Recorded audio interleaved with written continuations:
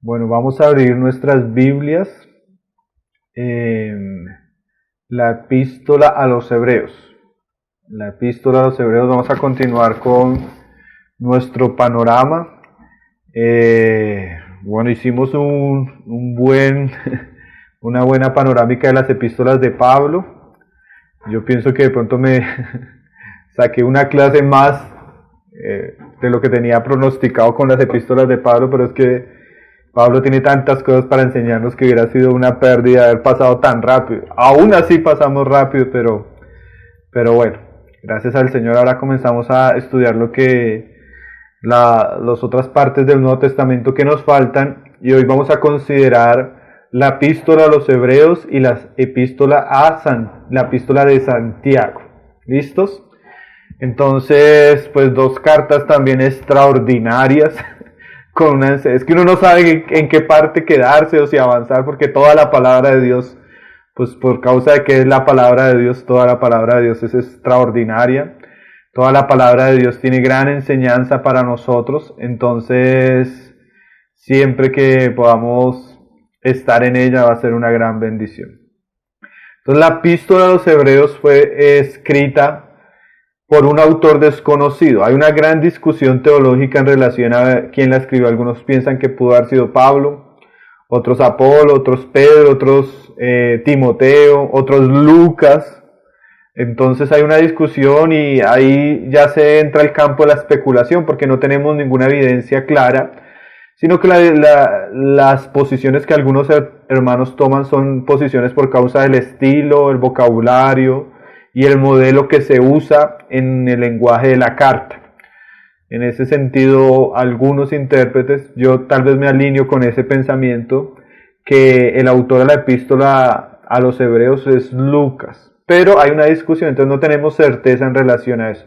Lo que sí tenemos certeza es que fue el Espíritu Santo, porque versículo tras versículo en el cual, cuando nosotros leemos esta epístola, nos encontramos con un libro extraordinario, un libro con una enseñanza cristocéntrica extraordinaria, un libro que es crucial en cuanto a la doctrina cristiana. Entonces, aunque no sabemos quién sería el autor humano, sí sabemos que Dios estuvo involucrado, inspirando y dirigiendo a que este libro quedara en las Sagradas Escrituras. Ahora, la audiencia a la que se escribe el libro es una audiencia de judíos cristianos, por eso se llama la epístola a los Hebreos. Personas descendientes de la nación de Israel, hebreos, pero que se convirtieron a Cristo, ¿sí? Las cartas que Pablo generalmente escribe, las escribe a iglesias gentiles que también tienen judíos, pero esta carta es escrita especialmente a una comunidad de judíos cristianos dispersos, no sabemos en qué parte, pero sabemos que era directamente a personas que venían de un trasfondo judío, que tenían un conocimiento de la escritura judío. Entonces eso es bien claro, por eso se llama la epístola a los Hebreos. Esta carta se supone que fue escrita para años anteriores del año 70, porque no se menciona la destrucción del templo de Jerusalén, y la mayoría de argumentos que da el autor no tendrían ningún sentido bajo un templo ya destruido, ¿sí? Entonces, esta carta se sitúa anteriormente al año 70. El tema de la carta como tal, o sea, la enseñanza como tal, es la superioridad de Cristo, ¿sí? Cristo se muestra como más grande que cualquier persona del Antiguo Testamento, su nuevo pacto más grande que cualquier institución del Antiguo Testamento, cualquier ritual, cualquier sacrificio. O sea, el esbozo general de la carta de la epístola a los Hebreos es la superioridad de Cristo sobre todas las cosas. Ahora, ¿por qué ese tema? Porque los judíos a los cuales escribe esta carta eran personas que habían aceptado el cristianismo, la fe en Jesucristo, pero para ellos fue muy difícil romper con su tradición del Antiguo Testamento, porque ellos entendían que esa tradición venía de Dios. Entonces para ellos fue muy difícil romper con esa herencia, y además ellos tuvieron mucha persecución posteriormente a través de los mismos judíos por causa de su fe. Más o menos nosotros podemos saber que uno de los sacerdotes, Ananías, llegó a ser particularmente implacable en su persecución contra los cristianos. Entonces, eso no nos lo alcanza a narrar Hechos, pero eso fue lo que sucedió posteriormente. A los cristianos judíos se les prohibió entrar al templo, a los cristianos judíos se les prohibió entrar a la sinagoga, a los cristianos judíos que estaban casados con otros judíos que no abandonaron el judaísmo, se les daba carta de divorcio, se les excluía de la comunidad, en algunos casos fueron perseguidos seriamente, asesinados, sufrieron la pérdida de sus bienes materiales, perdieron sus hijos y fueron de alguna manera estigmatizados por los demás judíos. Fueron llegados a ser considerados peores que los gentiles. El judío apóstata, o sea que se había convertido al cristianismo, era considerado peor que un gentil y fueron cruel y fervientemente perseguidos por los judíos tradicionalistas y religiosos. Así como persiguieron a Jesús los judíos, como persiguieron a Pablo otros judíos, también los cristianos judíos fueron muy perseguidos. Entonces eso hizo que los judíos, pues por causa de su tradición, por causa de su apego a la ley y también por la persecución que ellos estaban sufriendo de sus compatriotas, algunos de ellos comenzaran a abandonar la fe cristiana y comenzaran a retornar al judaísmo. Comenzaron a retornar al templo, a los sacrificios, a las fiestas, y ese retorno de ellos o apostasía a la fe cristiana hizo que el autor a Hebreos escribiera esta carta como una exhortación para mostrar la grandeza de Cristo y también para mostrar la necesidad de abandonar a Cristo y la gloria del nuevo pacto, volviendo a la tradición antigua. Entonces, si usted entiende eso, va a entender todo el libro, porque ese es el objetivo del libro: exhortar a unos cristianos que están volviendo atrás en su camino de seguir a Cristo. Entonces vamos a ver varios aspectos del libro a manera de panorámica. El autor a los Hebreos nos muestra la superioridad de Cristo en comparación a varios argumentos o en comparación a varios aspectos que para los judíos era muy difícil de abandonar, para los judíos cristianos. Entonces ahí en el capítulo 1, verso 4 y verso 8, después de hacer una presentación de las más profundas que encontramos en los libros de la Biblia, en los primeros versículos, encontramos que el autor de la epístola a los Hebreos hace una primera comparación. Él compara a los ángeles con Cristo. Ahora, ¿por qué él compara a los ángeles con Cristo? Porque los judíos tenían una gran devoción o un gran respeto a los ángeles, especialmente porque ellos entendían que los ángeles le habían entregado la ley a Moisés. Entonces la primera comparación es Cristo con los ángeles. Y dice en el verso 4, hecho tanto superior a los ángeles, cuanto heredó más excelente nombre que ellos. Porque a cuál de los ángeles dijo Dios jamás: mi hijo eres tú, yo te he engendrado, y otra vez yo seré a él padre y él me será hijo? Y otra vez cuando introduce el primogénito en el mundo dice: adórenles todos los ángeles de Dios. Entonces la primera comparación que hace el autor de Hebreos es Cristo con los ángeles. A ningún ángel el Padre le dice: mi hijo eres tú, yo te he engendrado hoy.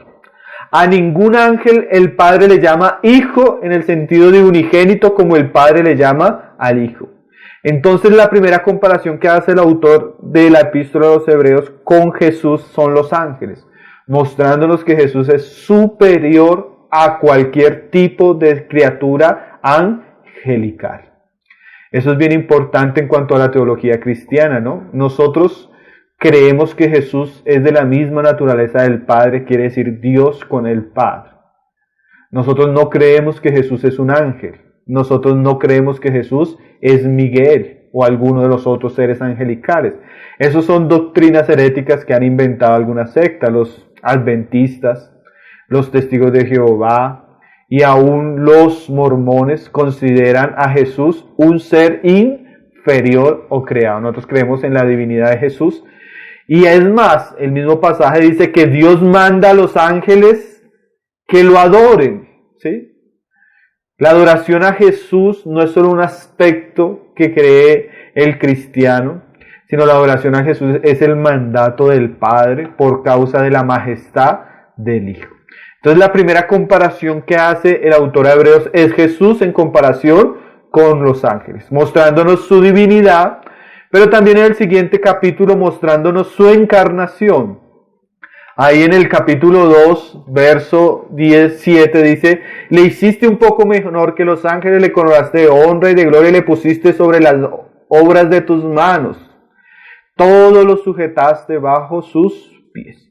Ahora nos habla de la encarnación de Jesús y dice más adelante en el verso 9, dice, pero vemos a aquel que fue hecho un poco menor que los ángeles, a Jesús coronado de honra y gloria a causa del padecimiento de la muerte, para que por la gracia de Dios gustase la muerte por todos.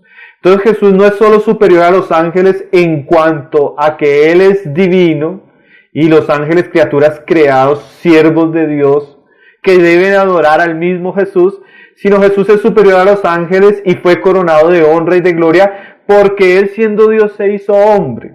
Y como hombre murió los padecimientos de la cruz y sufrió los padecimientos de la cruz para que por la gracia de Dios Él muriese por todos nosotros, cosa que ningún ángel hizo. ¿Sí? Jesús es superior en su esencia y en su persona a los ángeles en cuanto a su divinidad, y también es superior en cuanto a que su propósito Dios lo envió y Él se encarnó y murió por nosotros para salvación de todos nosotros. Eso no lo hizo ningún ángel. Entonces, en comparación a lo que los ángeles habían hecho en el pasado, Jesús, tanto en su persona como en su obra, es superior. Entonces, la visión que tenían los judíos de que los ángeles eran extraordinarias criaturas que servían al pueblo de Dios no se compara a Jesús y la obra extraordinaria que hizo Jesús en su sacrificio y muerte. ¿Listo? Eso es bien importante entenderlo. Ahora, vamos a ver la segunda comparación, la comparación que hace Jesús con Moisés. Hebreos capítulo 3, verso 3. Ahora se nos va a comparar a Moisés con Jesús porque estos cristianos estaban volviendo a la ley y estos cristianos estaban volviendo a Moisés. Y el autor no tiene la intención de desacreditar a Moisés, porque nosotros creemos que lo que Dios le enseñó a Moisés es parte de la escritura. Solo que era una parte que apuntaba a Cristo. Y que cuando vino Cristo, ya nosotros estamos libres. Y vamos a Moisés solo para entender el propósito que él tenía en cuanto a Cristo. Pero tenemos ahora a alguien que es superior. Hebreos 3, desde el verso 11, podemos leer aún, dice el verso 3, dice, porque de tanto mayor gloria que Moisés es estimado cuanto tiene mayor honra que la casa el que la hizo. Moisés fue fiel a la casa, pero el que hizo la casa fue Dios mismo y Cristo en este sentido. Entonces, si Moisés tuvo un lugar privilegiado en el propósito de Dios, ¿cuánto más Cristo, que es el dueño de la casa? Moisés fue un siervo en la casa. Cristo es el dueño mismo de la casa. O sea, Cristo es superior a Moisés en cuanto que es creador y dueño de todas las cosas, y Moisés simplemente fue un servidor. Ahora, lo siguiente que nos dice el autor en el capítulo 3, verso 7, es que ellos recibieron exhortaciones. ¿Quiénes? La generación de Moisés. Y esa generación se endureció a Moisés y toda una generación murió en el desierto. 6 millones de personas murieron porque se endurecieron ante el ministerio de Moisés y fue esa generación que quedó sepultada en el desierto. Ahora, si esa generación fue rebelde al mensaje de Moisés y tuvieron tantas consecuencias, ¿cuántas consecuencias recibirá la generación de estos cristianos judíos si ellos son rebeldes a la palabra de Cristo y vuelven atrás? Entonces lo que está haciendo el autor es usar una figura del Antiguo Testamento como Moisés, mostrando la superioridad de Cristo sobre Moisés y haciendo una advertencia que si esa generación que apostató a Moisés tuvo unas consecuencias tan terribles, cuánto más tendrá esta generación a la que escribe el autor, que siendo cristianos, teniendo el Evangelio de Cristo, recibiendo la palabra de Cristo, abandone la palabra de Cristo para volver a la ley. ¿Están entendiendo la idea del libro? Mostrando la superioridad de Jesús y haciendo aplicaciones en cuanto al peligro de volver atrás, en cuanto a la obra de Cristo y el Evangelio del Nuevo Pacto. Ahora, Hebreos 4 nos habla de la superioridad de Cristo, ya no en comparación a Moisés, sino en comparación a Josué y al reposo que Dios daría. Nosotros sabemos que otra figura muy importante en la historia del pueblo de Dios fue Josué. Y un asunto muy importante fue la obra que hizo Josué de llevar al pueblo de Dios a la tierra prometida. Ahora se nos dice que ese reposo y que esa obra que hizo Josué fue incompleta, porque se determina otro día, dice en el verso 7, dice, porque otra vez determina un día hoy, diciendo después de tanto tiempo, por medio de David, como se dijo, si oyeres hoy su voz, no endurezcáis vuestros corazones, porque si Josué les hubiera dado el reposo, no hablaría después de otro día de reposo, por tanto queda un reposo para el pueblo de Dios. Es evidente que cuando ellos llegan a la tierra prometida, ellos no alcanzan todo el reposo de Dios. Las siguientes generaciones tienen problemas con sus vecinos filisteos. Las siguientes generaciones tienen problemas con sus pecados. Tienen problemas con la ley porque ellos mismos no la pueden cumplir. Entonces el argumento del autor de Hebreos es que el reposo que dio Josué no fue completo y queda otro reposo del cual nos hablaba el salmista en el libro cuando David dice que quedaba aún un reposo mayor. Entonces quiere decir eso, hermanos, que la fe cristiana nos promete el verdadero reposo y que Jesús, a comparación de Josué, es el verdadero precursor y conquistador de la verdadera tierra prometida, la cual Dios nos ha dado por medio de su Hijo en la gloria venidera que habremos de recibir como herencia. Entonces el autor está haciendo otra comparación. Está diciéndoles no vuelvan atrás, porque si ustedes quieren volver a su tradición judía, a su tierra judía, ustedes van a volver a algo incompleto. Josué no les dio el verdadero reposo. Aquí Cristo tiene un reposo para ustedes superior al reposo que les dio Josué. Otra comparación importante en el libro que nos habla de los temas como tal del libro y la epístola a los Hebreos. Ahora en el capítulo 5 se hace una comparación entre la superioridad de Jesús y la superioridad de Aarón y el servicio levítico o el sacerdocio de Aarón. Entonces tenemos varios pasajes donde se nos comienza a hablar que Jesús tiene un sacerdocio superior al de Aarón. Un sacerdocio que no viene por el linaje de Leví, porque Jesús era de la tribu de Judá, sino que es un sacerdocio comparado con un personaje del Antiguo Testamento muy enigmático, que es Melquisedec, mostrando que Melquisedec era superior a Aarón, porque Aarón, que estaba en los lomos de Abraham, Abraham le pagó los diezmos a Melquisedec, y Melquisedec se dice en la escritura que él no tiene padre, ni tiene genealogía, y se nos dice que él es el príncipe de paz. Así el autor de Hebreos nos muestra que Jesús tiene un sacerdocio comparado al de Melquisedec, porque Jesús tampoco tiene padre ni comienzo de días. Quiere decir, en un sentido, Jesús es eterno. Y ahora se nos dice que el sacerdocio de Jesús es mucho más amplio que el sacerdocio de Aarón. Mire lo que dice ahí en el capítulo 7, vamos a leer algunos versos. Desde el verso 14. para entender la idea de la superioridad. Dice, porque manifiesto es que nuestro Señor Jesucristo vino de la tribu de Judá, de la cual nada habló Moisés tocante al sacerdocio. Y esto es aún manifiesto, sí, a semejanza del Melquisedec, se levanta un sacerdocio distinto, no constituido conforme a la ley del mandamiento acerca de la descendencia, sino según el poder de una vida indestructible. Pues se da testimonio de él, tú eres sacerdocio para siempre según el orden de Melquisedec, citando un salmo. ¿Qué quiere decir esto? Si era según el orden de Melquisedec y era para siempre, el sacerdocio de Aarón era limitado al tiempo de vida de los sacerdotes. Porque cuando ellos morían tenían que poner otro sacerdote. Y morían y tenían que poner otro sacerdote. En cambio el sacerdocio de Cristo es para siempre en el sentido de que Él murió una sola vez e intercede por nosotros para siempre. No hay cambio de sacerdote. Entonces lo que está diciendo el autor a Hebreos es que nosotros tenemos un gran sumo sacerdote. Nosotros no tenemos que volver al templo, ni a la ley, ni acudir a aquellos sacerdotes que representaban el sacerdocio levítico, porque ahora tenemos un sacerdocio mucho mejor, un sacerdocio mucho más amplio, un sacerdocio mucho más glorioso en Cristo Jesús. Por eso era una total incongruencia que ellos volvieran al templo, que ellos dependieran del sacerdocio levítico, ahora teniendo el sacerdocio de Cristo, un sacerdocio mucho más amplio.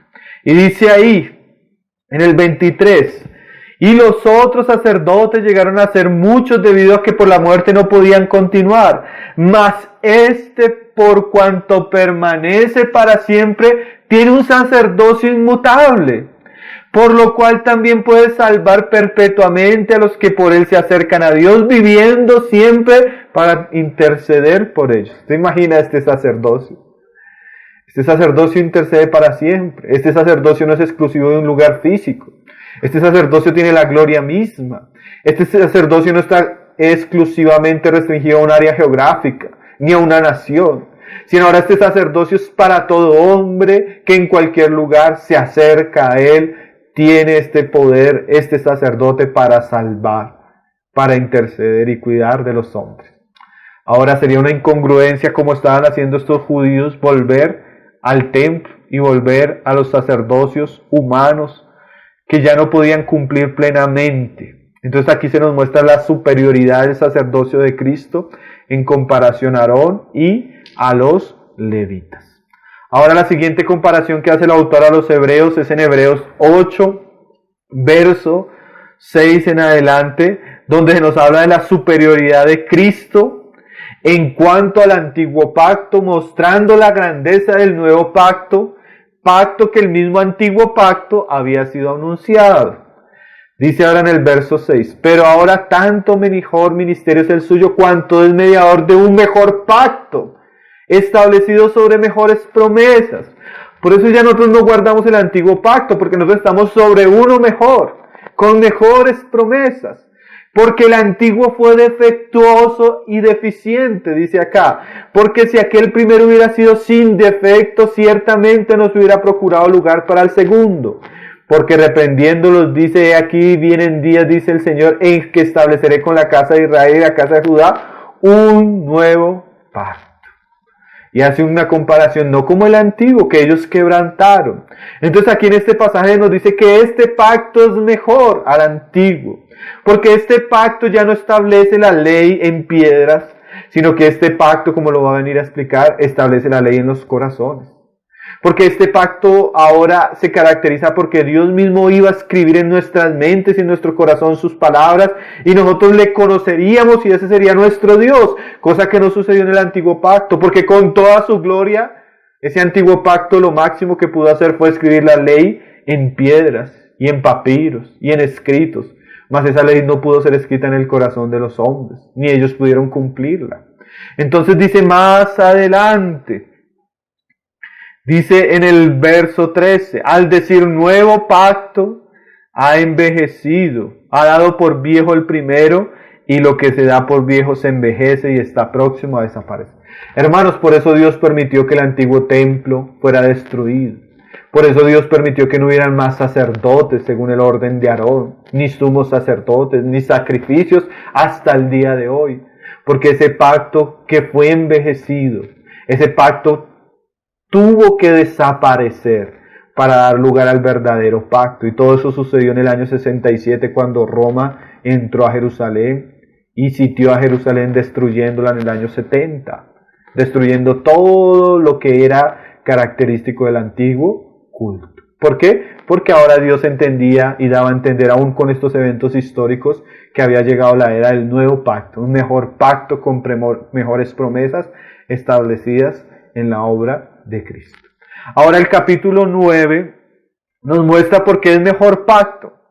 Un mejor pacto porque tiene también mejores sacrificios y mejores ofrendas, ¿sí?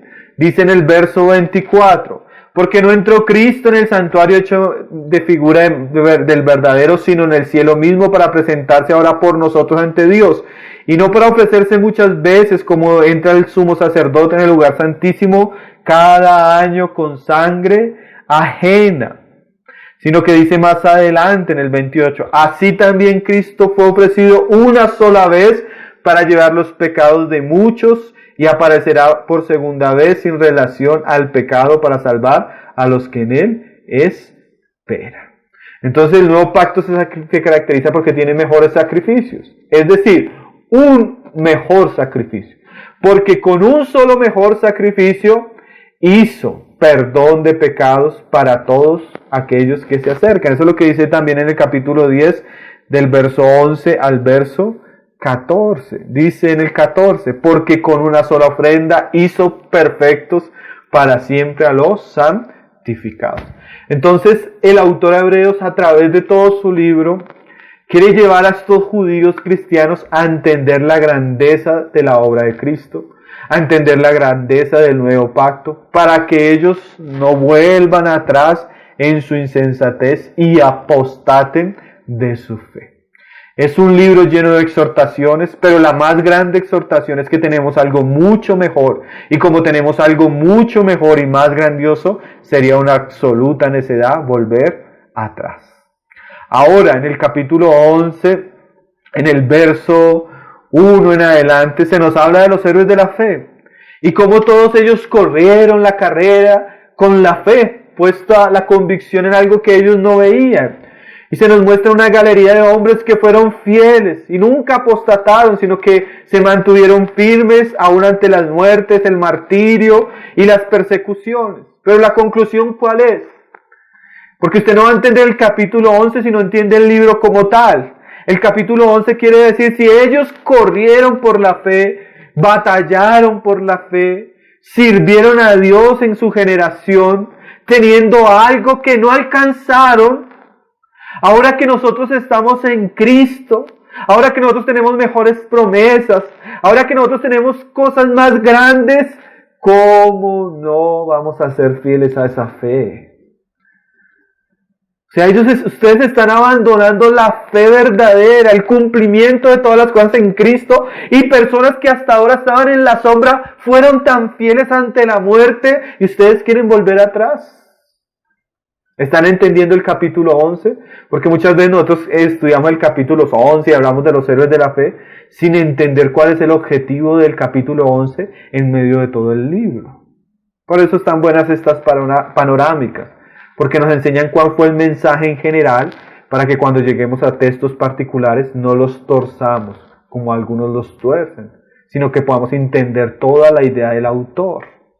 Lo que pasa es que nosotros somos a veces tan necios que lo que hacemos con la Biblia no lo haríamos ni con otro libro. Si a usted le escribieran una carta en un banco, usted no llegaría a leer la última parte de la carta o la mitad de la carta y pensaría que entendió la carta que el banco le está escribiendo. Usted, para entender la carta que el banco le escribe, usted comienza a leer el comienzo, lee toda la carta y ve el final de la carta, así entiende el mensaje del banco para usted.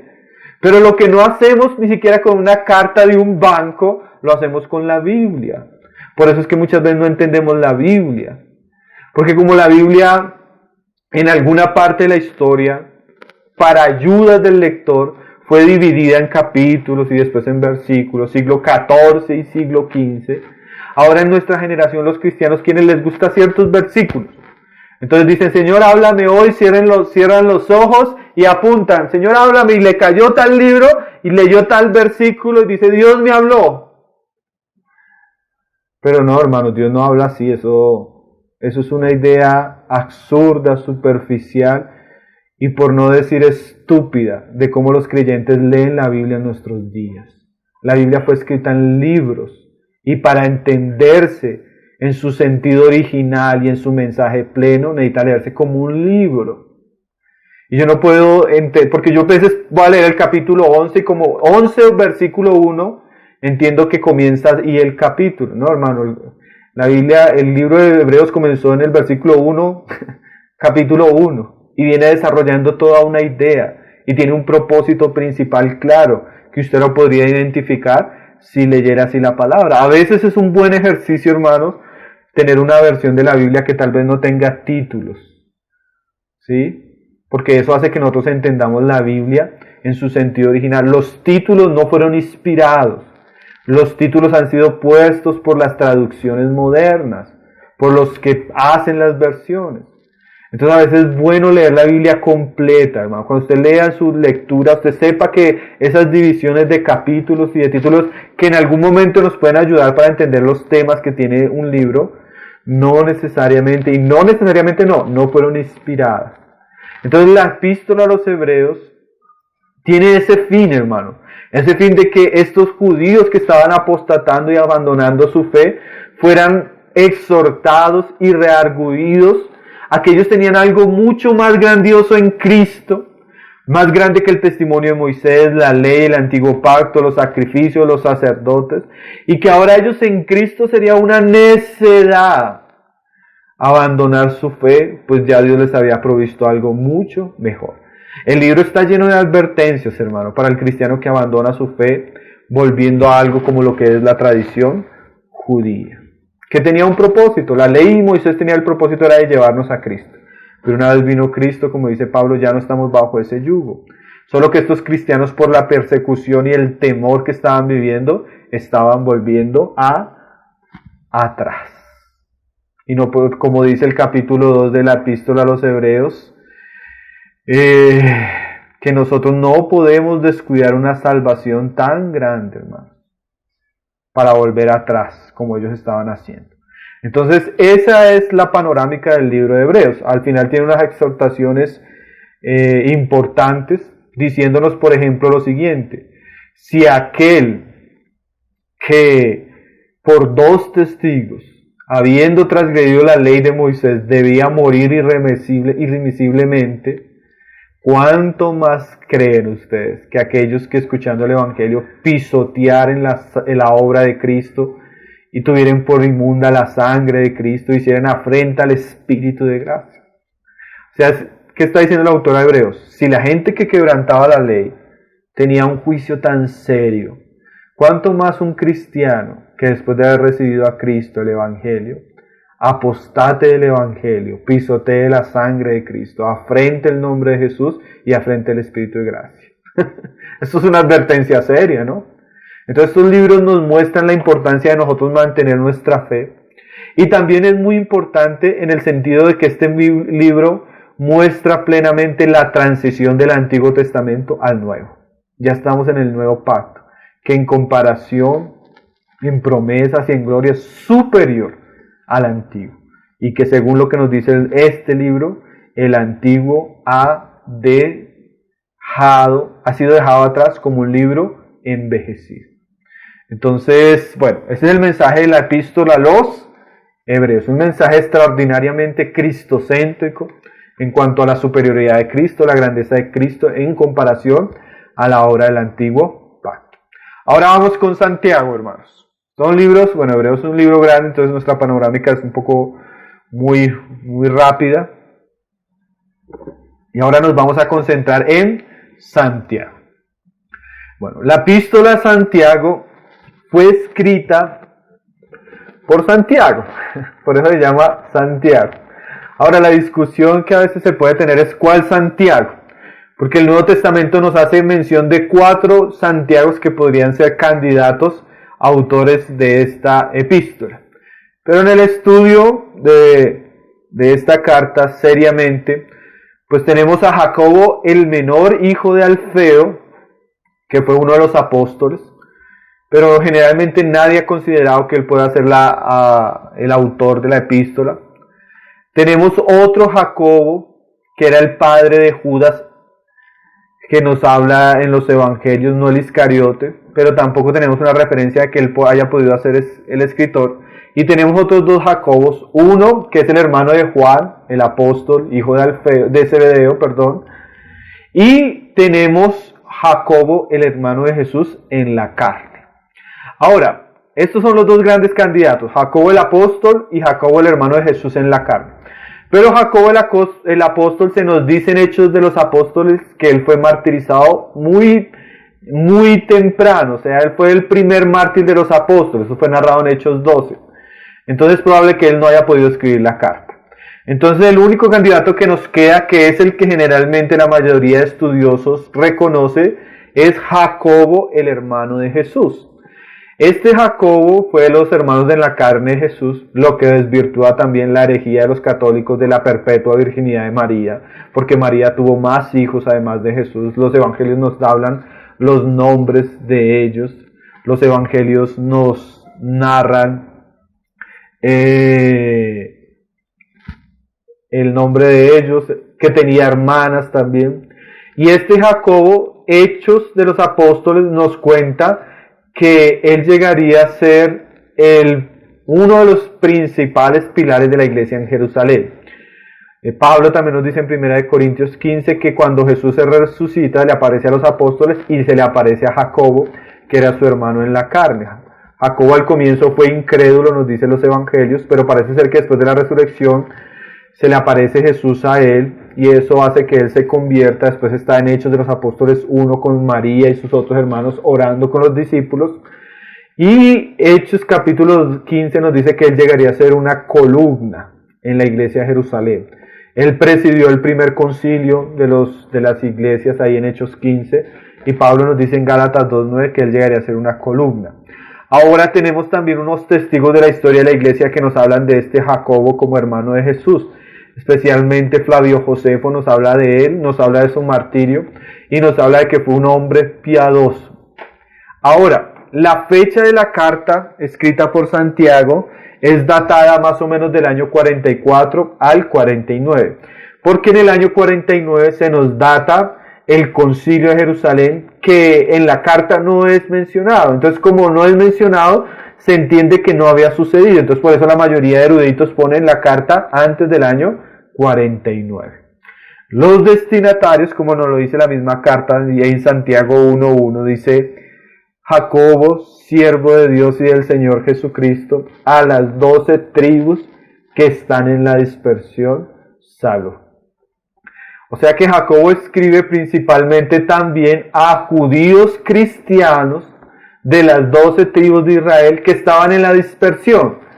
¿Cuál dispersión? Se entiende que los judíos que les escribe Jacobo habían sido judíos de Jerusalén que tuvieron que salir o que ya estaban afuera en la dispersión por causa de la persecución. El libro de Hechos nos narra que en el capítulo 7, cuando Esteban es mártir, hubo una gran persecución donde la iglesia tuvo que salir. Y eso fue bueno para la expansión del evangelio.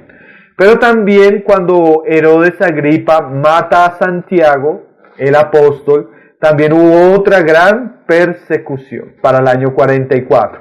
Entonces, eso hizo que muchos de los cristianos judíos que estaban en la región de Judea y en Jerusalén tuvieran que salir de una manera dispersa por todas las naciones. A estos es a quien les escribe Santiago, a los judíos de las 12 tribus en la dispersión.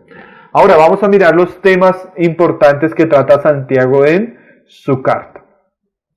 Santiago capítulo 1, verso 1, nos habla a quienes escribe, y en el capítulo 1, verso 2 al verso 4, nos habla del sufrimiento y de la importancia del sufrimiento en la vida cristiana. ¿Por qué? Porque ustedes saben que estos cristianos que estaban en la dispersión, como veníamos diciendo, habían sufrido por Cristo. Y ellos tenían que ser animados y consolados en su sufrimiento para que ellos no abandonaran la fe en medio de los sufrimientos, como lo estaba diciendo también el autor de la epístola a los Hebreos. Entonces se nos dice Así, hermanos míos, tened por sumo gozo cuando os halléis en diversas pruebas, sabiendo que la prueba de vuestra fe produce paciencia. Mas tenga la paciencia su obra completa, para que seamos perfectos y cabales sin que os falte cosa alguna. Entonces Santiago comienza a enseñar a los hermanos que están pasando por sufrimiento, que el sufrimiento tiene como su fin hacer de nosotros cristianos perfectos, hacer de nosotros cristianos maduros. Entonces los sufrimientos deben soportarse de cierta manera porque ellos hacen crecer nuestra fe. Después Santiago nos habla de la importancia de soportar la tentación. Ahí en el versículo 12, el versículo 15. Dice ahí, bienaventurado el varón que soporta la tentación, porque cuando haya resistido la prueba, recibirá la corona de vida que Dios ha prometido a los que le aman. Santiago habla de la tentación que viene por el pecado. Santiago nos habla de la tentación que viene por nuestra carne. Santiago dice que somos bienaventurados cuando aprendemos a soportar y a resistir eso, porque hay una recompensa cuando nosotros resistimos al pecado. Y por ende también hay una muerte. Cuando yo dejo que mi carne me seduzca, cuando yo dejo que ciertos pensamientos tomen posesión de mi mente, cuando yo dejo que mi carne me lleve a mirar cosas que no debo mirar, yo me estoy poniendo en un terreno resbaladizo. Y si yo dejo que eso pase, yo voy a resbalar en el pecado y voy a caer en el pecado. Y ese pecado va a traer una muerte a mi vida espiritual.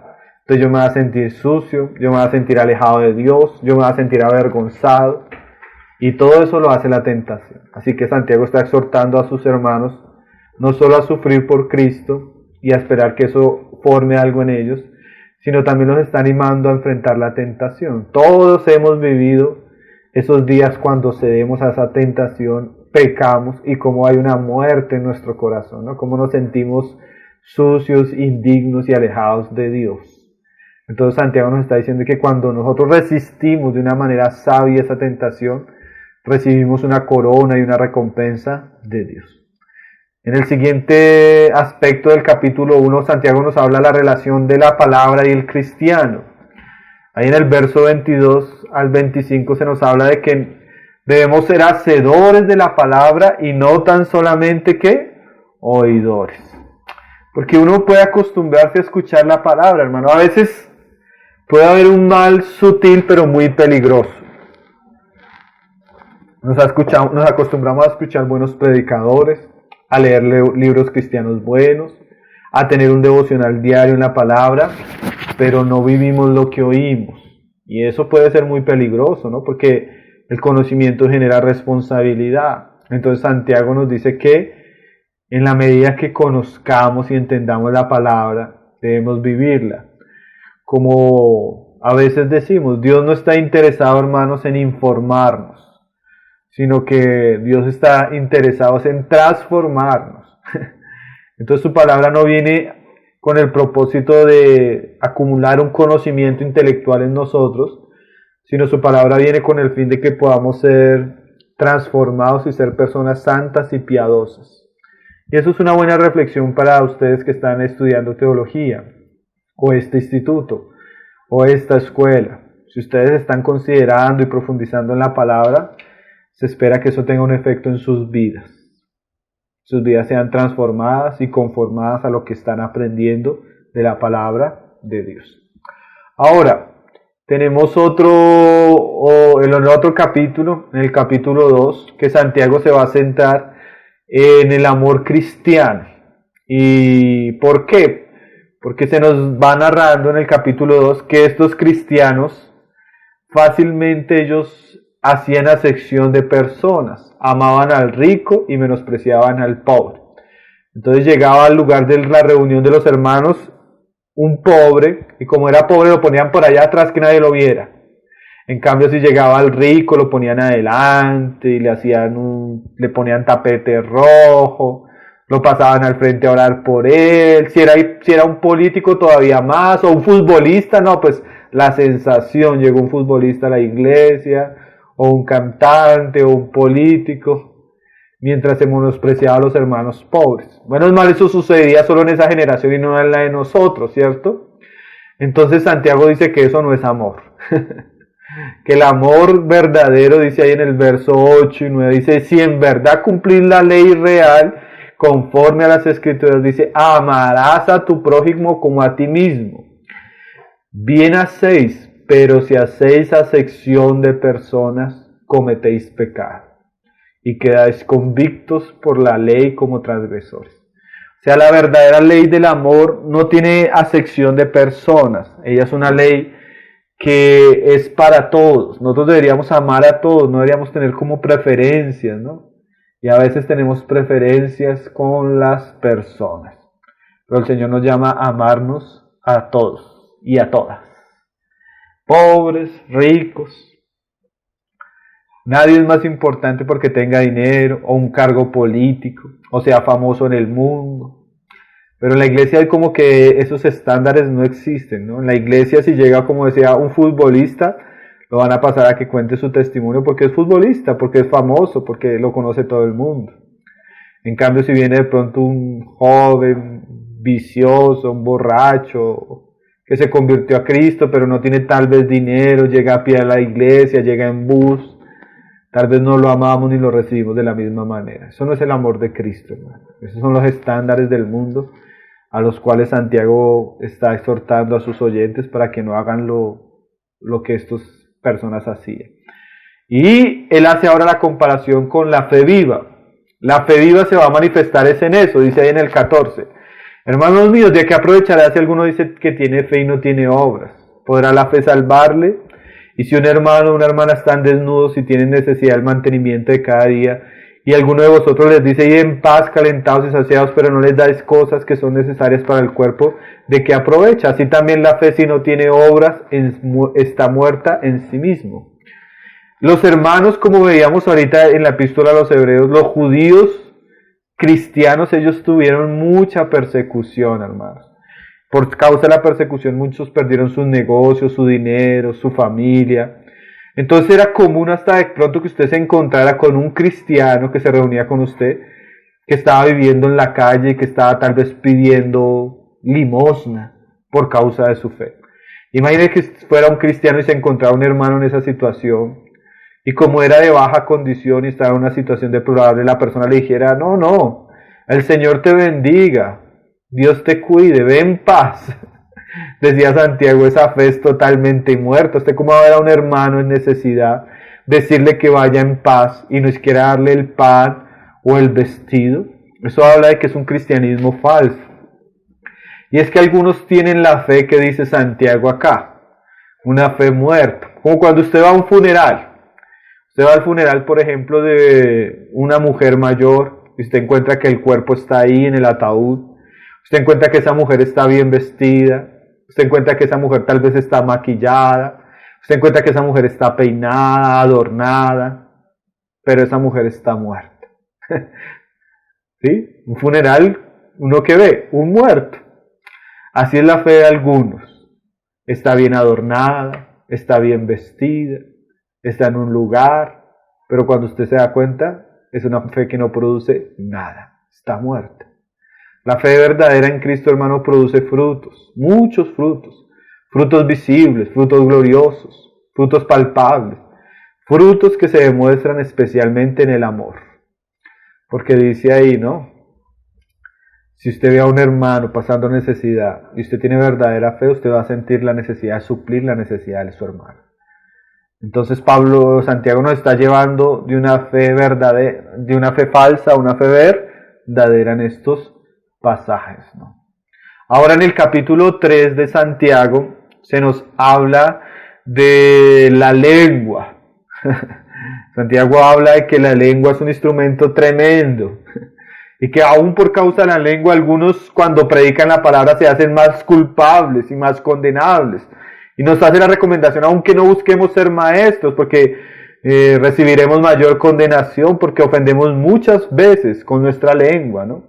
Más adelante Santiago nos dice que como alguien que habla la palabra y ora a Dios y bendice a Dios, con esa misma lengua maldice a los hombres. Un buen termómetro si realmente nosotros estamos teniendo una vida saludable es lo que hablamos. Si con nuestra lengua que bendecimos a Dios, con nuestra lengua maldecimos a los hombres, Si sale una fuente, agua salada y agua dulce, es una contradicción, ¿no? Y dice Santiago, si usted aprende a domar la lengua, usted ha domado todo. Porque así como las bestias grandes se doman apenas de una manera sencilla a través de ciertos instrumentos y frenos en la boca del animal, así si el creyente aprende a controlar su lengua, va a ser un hombre sabio y prudente. Después Santiago nos habla de la verdadera sabiduría, y en el verso 13 al verso 18, y nos dice que la verdadera sabiduría, dice ahí en el 13, ¿quién es sabio y entendido entre vosotros? Muestre por la buena conducta sus obras en sabia mansedumbre. Entonces la sabia mansedumbre o la manifestación de la verdadera sabiduría es la expresión de un carácter transformado a la imagen de Cristo. Un hombre sabio, un hombre entendido en las Escrituras es un hombre que es transformado por las Escrituras, y esa sabiduría lo hace a él manso, lo hace humilde, lo hace pacífico, lo hace no hipócrita, como dice más adelante Santiago. ¿Y qué es lo que nos está enseñando Santiago? Hermano, la sabiduría de Dios está ligada al carácter de Dios. En la medida que yo tengo la sabiduría de Dios, eso me va transformando. Y a veces hay un engaño religioso en los cristianos, en nosotros. El hecho de que yo vaya más a la iglesia, asista más a las reuniones de oración o conozca un poco más la Biblia, no quiere decir que yo esté teniendo la sabiduría divina.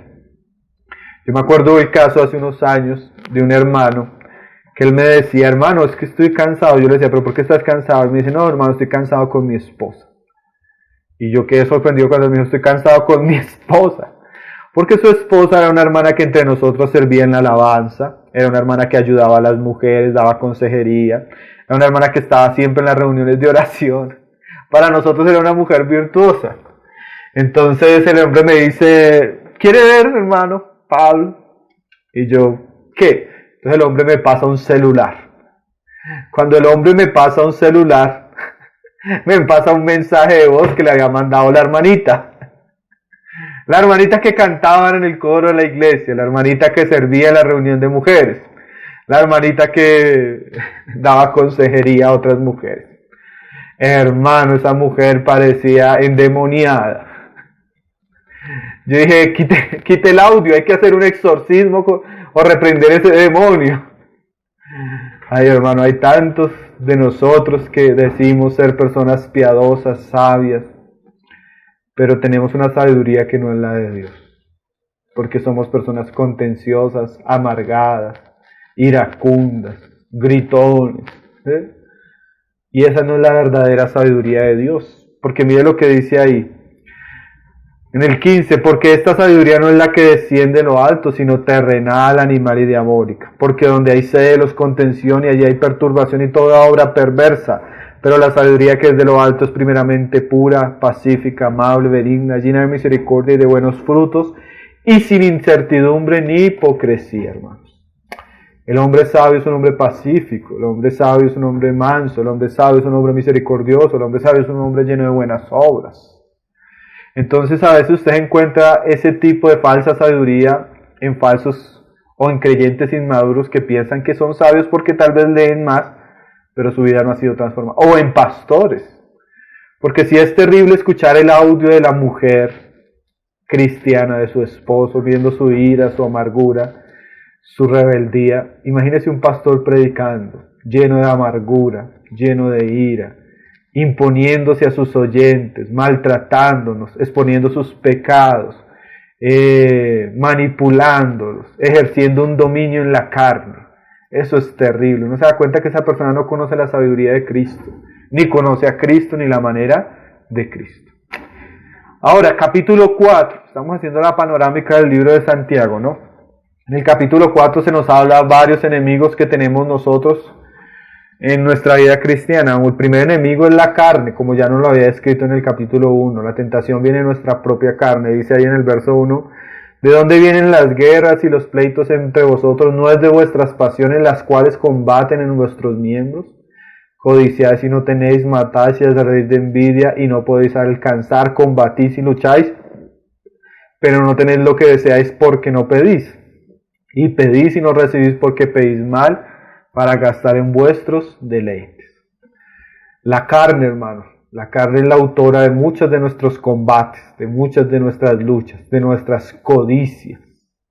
Es un enemigo que debemos evitar, porque nuestra carne nos puede destruir a nosotros mismos, ¿no? Por eso no hay que alimentarla, no hay que andar conforme a sus deseos.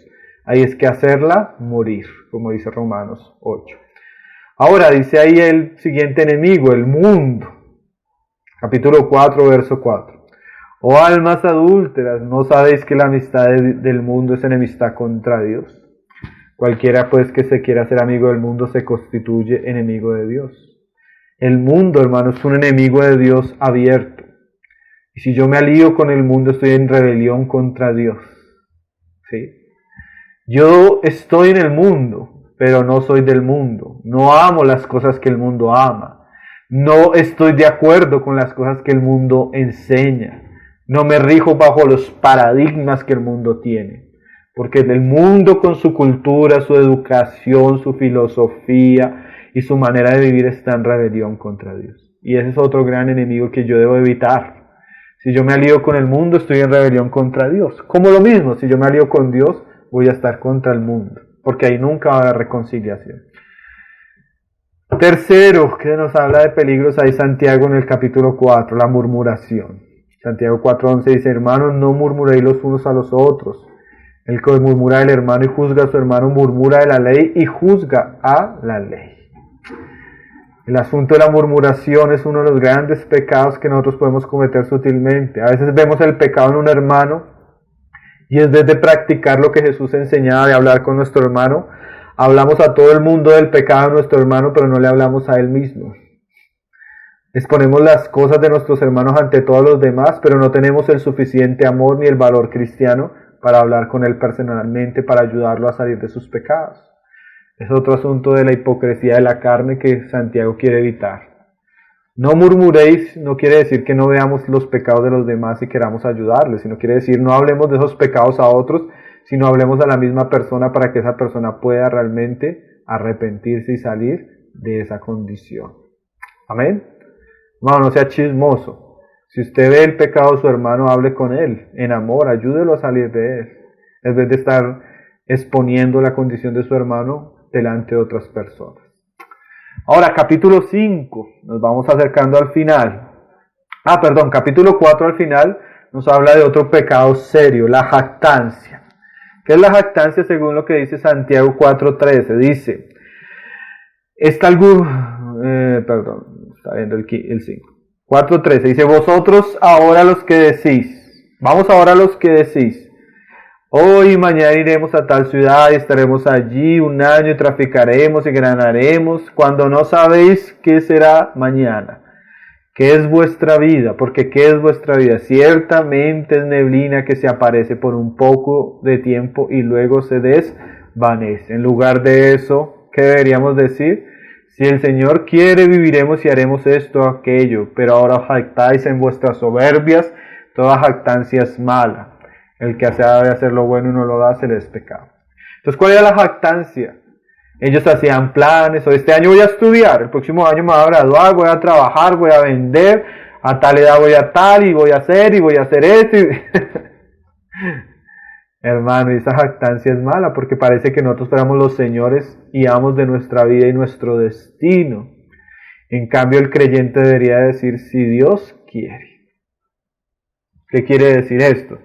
Si el Señor lo quiere, si el Señor lo permite, si el Señor así lo desea, haremos o no haremos.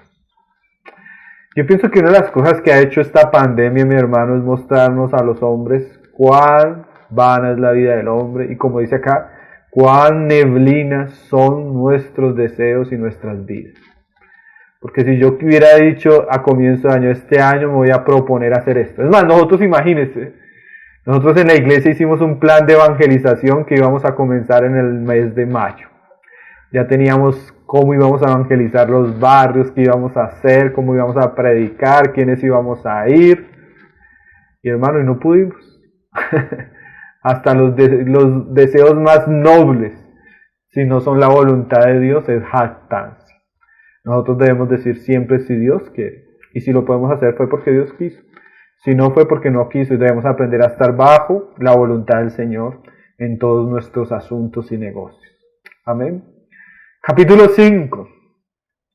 Santiago parece el libro de Proverbios del Nuevo Testamento, hermanos. Tiene tantas enseñanzas tan prácticas y tan aplicadas a la vida cristiana que son muchas las cosas que podemos aprender.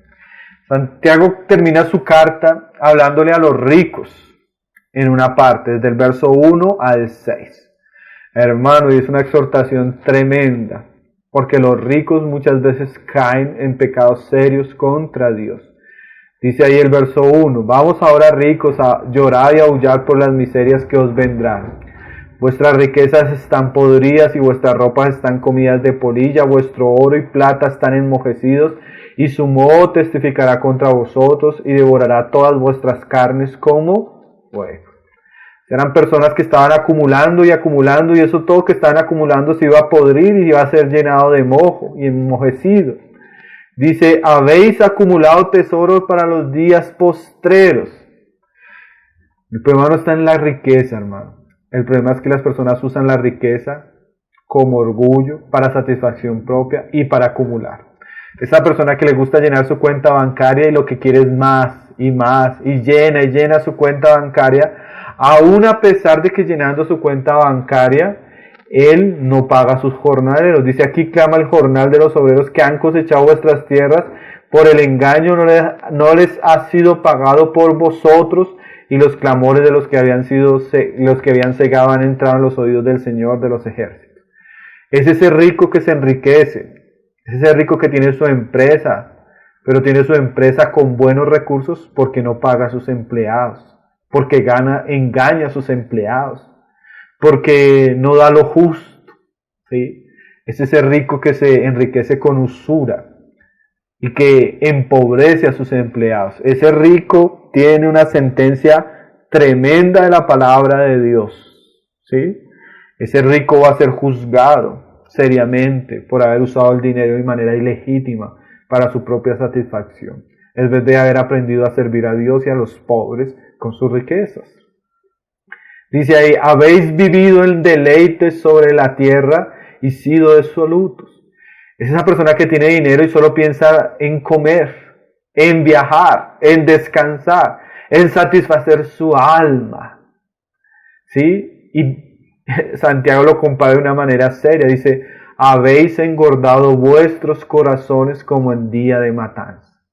La persona rica que tiene recursos y solo vive para ir al centro comercial, solo vive para vestirse mejor, solo vive para gastar en sus placeres, es comparado aquí por Santiago como un marrano que es engordado para fin de año. ¿Saben qué pasa con los marranos que son engordados para fin de años? Ellos son engordados para el día de la matanza. Hermanos, hay personas que su mayor condenación va a ser su riqueza. Van a ser condenados porque tuvieron abundancia, pero esa abundancia no fue para Dios, sino fue para engordarse como marranos. Comían, disfrutaban, bebían, se vestían, viajaban, como si la vida fuera para eso. Ricos que perdieron la oportunidad de servir a Dios, servir a los otros, porque amaron sus riquezas. Y no solo eso, dice ahí, habéis condenado y dando muerte al justo y él nos hace resistencia. Además, ricos que persiguieron a los que fueron de la fe. Una sentencia seria a los ricos. Y ya al final de su carta, Santiago nos habla de la paciencia en cuanto a la venida del Señor. Dice ahí en el verso 7, por tanto, hermanos, tened paciencia hasta la venida del Señor y mirad cómo el labrador espera el precioso fruto de la tierra, aguardando con paciencia hasta que reciba la lluvia temprana y tardía. Tened también vosotros paciencia y afirmad vuestros corazones porque la venida del Señor está cerca. Santiago nos habla que siempre nosotros debemos tener una actitud de paciencia en cuanto a la venida del Señor, porque pareciera que tarda, pero así como el labrador cuando está trabajando en la tierra, él espera unas lluvias que llegan primero y hay otras que llegan después, nosotros debemos afirmar nuestro corazón sabiendo que el Señor vendrá, mis hermanos. Parece que tardará, pero no tarda, Él vendrá. Y hubo muchos ejemplos en las escrituras de hombres que sufrieron como Job y los profetas que enuncia Santiago, que estos hombres esperaron en Dios y Dios les cumplió sus promesas. Asimismo, llegará el tiempo que nosotros veremos la venida del Señor como un cumplimiento y un hecho. Al final de Santiago habla de la oración por los enfermos, La oración que es eficaz, que puede mucho. Da la comparación de Elías y nos lleva a nosotros a orar fervientemente. La oración es otro de los grandes instrumentos de la gracia de Dios que siempre tenemos, hermano. La oración de fe puede salvar a los enfermos, puede levantarnos. Ahora hay ingredientes que están incluidos ahí en el 15 al 18, ¿no? La confesión de pecados y el que nuestros ancianos oren por nosotros, nuestros líderes espirituales. Entonces Santiago finaliza allí y a lo último hace una exhortación a aquellos que son usados por el Señor para hacer volver a aquellos que se han extraviado la fe. Dice, hermanos, ahí en el 19, si alguno de entre vosotros se ha extraviado la verdad y alguno le hace volver, sepa que el que haga volver al pecador del error de sus caminos, salvará de muerte un alma y cubrirá multitud de pecados. Una exhortación para ayudar a nuestros hermanos que se están alejados, en la medida que la gracia del Señor nos permita hacerlos volver a la fe. Entonces, el libro de Santiago es un libro más didáctico como sapiensal, en el sentido de que él trata de muchas maneras con la enseñanza de Cristo aplicada de una manera práctica a la vida de nosotros. Entonces es una carta también muy preciosa, que en la historia de la iglesia fue muy discutida para entrar entre el canon. Por ejemplo, Martín Lutero no gustó esta carta porque de alguna manera, cuando Santiago habla de la fe que produce obras, eso no fue muy bien entendido y daba a entender que la salvación era por las obras, pero de ninguna manera. Santiago está complementando lo que Pablo decía, no contradiciendo. Pablo decía que la fe es el único ingrediente para la salvación. Y Santiago nos dice es que si esa fe es verdadera va a tener obras, porque la fe verdadera es viva, ¿no? No hay contradicción sino complemento en los asuntos. Entonces, hermanos, hoy estuvimos viendo nuestra panorámica del libro de Hebreos y nuestra panorámica del libro de Santiago. Entonces son dos libros, especialmente Hebreos es un libro, hermanos, que es extraordinario, valdría la pena estudiarlo, leer libros de comentarios de él, escuchar comentarios sobre este libro. Es uno de los libros que podríamos decir que de alguna manera son puntos altos del Nuevo Testamento. Y Santiago nos lleva a todas esas revelaciones a los aspectos prácticos de la vida, que es donde muchas veces nosotros fallamos, ¿no? Entonces, como siempre, la palabra es muy útil, muy rica, muy necesaria, muy amplia y muy importante.